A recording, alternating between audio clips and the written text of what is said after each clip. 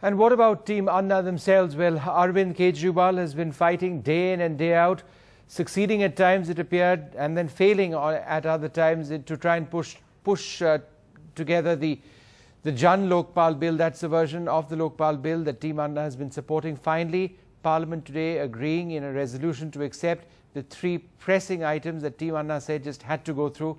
My colleague Aanchal Vora spoke to Arvind Kejriwal earlier on in the day.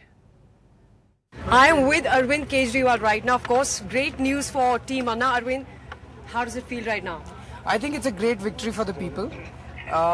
In the history of independent India, this is the first time that there is some law which has been so widely discussed amongst the people.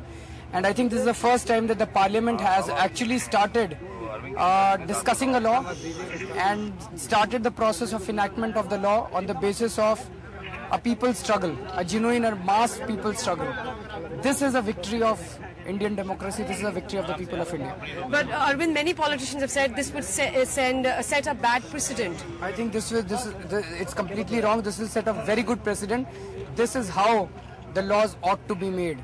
The laws should be made with wide public consultations and with the feedback from the people of the country. So do you recommend the Parliament to adopt similar practices or similar ways of perhaps writing every law? Every law should be made. We need to institutionalize this by giving powers to Gram Sabhas in rural areas. Gram Sabha is the general body of all the adults in our village. Similarly, we need to have Mohalla Sabhas in urban areas, where in a particular area, the general body of all the people living in that area. These are the bodies which should be given decision-making powers with respect to their local areas, and also for such legislations which are critical and which have widespread impact. Such legislation should be made by wide public consultations in these Gram Sabhas and Mohalla Sabhas. If we institutionalize it, we won't need these kind of public struggles before every enactment.